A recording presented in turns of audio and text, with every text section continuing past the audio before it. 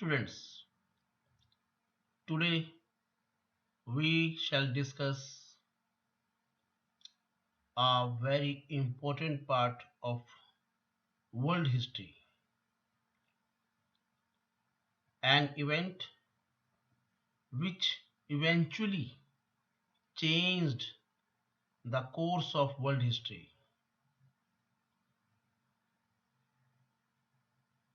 In the world history, this event is known as the French Revolution. The French Revolution of 1789. Nowadays, we generally take the ideas of liberty, freedom, and equality for granted. But we need to remind ourselves that these ideas also have a history. The French Revolution led to the end of monarchy in France, a society based on privileges gave way to a new system of governance. The Declaration of the Rights of Man during the Revolution announced the coming of a new time.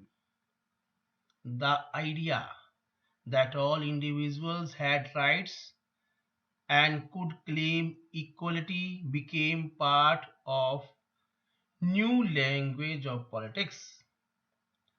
These ideas of equality and freedom became central ideas of a new age. Even the anti-colonial movements in India and China, Africa and South America produced ideas that were innovative and original, but they talk in a language that gained movement only from the late 18th century. The French Revolution. On the morning of 14 July 1789, the city of Paris was in a state of alarm. The king had ordered troops to move into the city.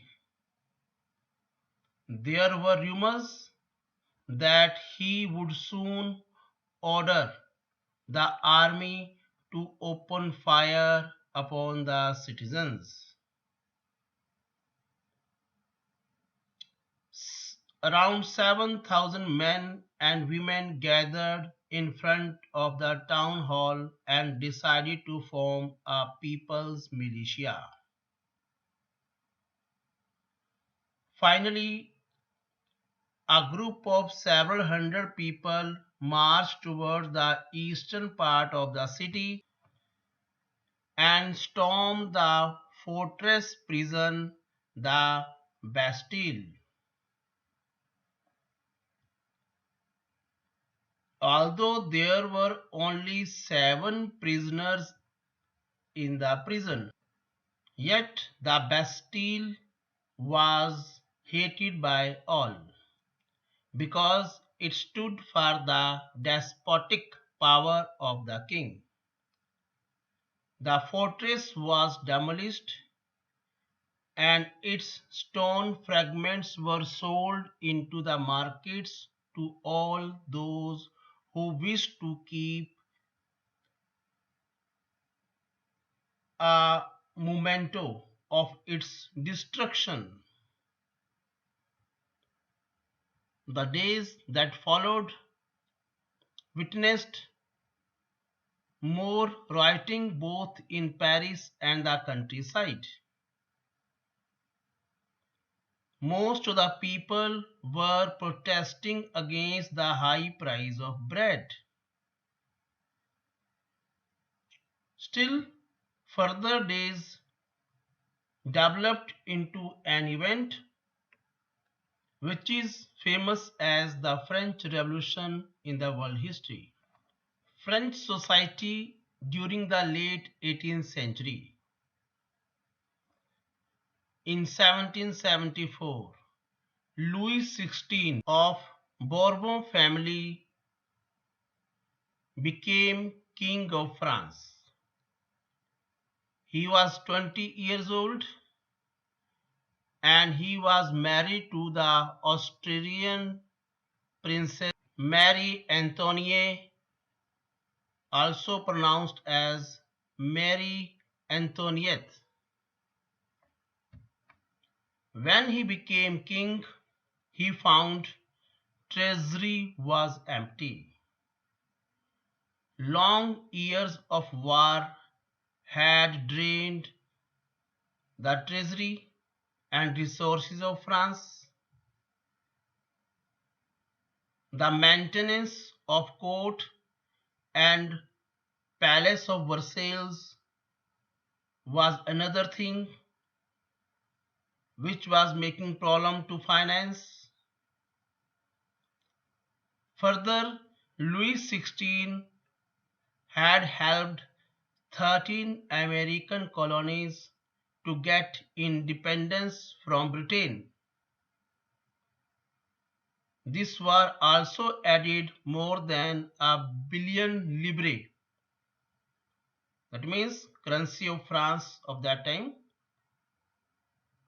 to a debt, and that had already risen to more than 2 billion livres. To meet the expenses, state, that means French state, forced to increase taxes. But it was not enough. And one more thing we should remember, that time, that means of 18th century, French society was divided into three estates and only members of the third estate paid taxes. The society of estates was part of the feudal system since Middle Ages. The term old regime is generally used to describe the society of France before 1789. In the French society, farmers made up to 90% of the population, but only a part of them were having land ownership. About 60% of the land was controlled by nobles, church, and other rich members of the third estate. The members of first two estates, that means clergy and the nobility, had some privileges by birth. They were exempted from paying taxes.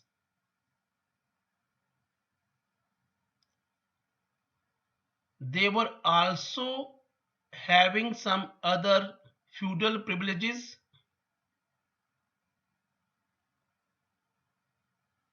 Peasants were obliged to give services to the lord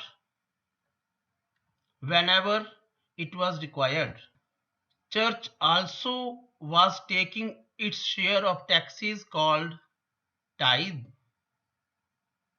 from the peasants. All members of the third estate had to pay taxes to the state. These included a direct tax called tithe and a number of indirect taxes such as taxes on salt or tobacco.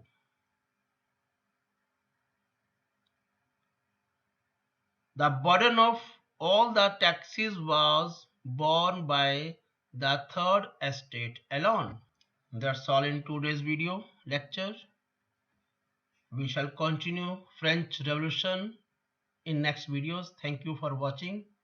Subscribe my channel www.youtube.com/Ram Sharma Live.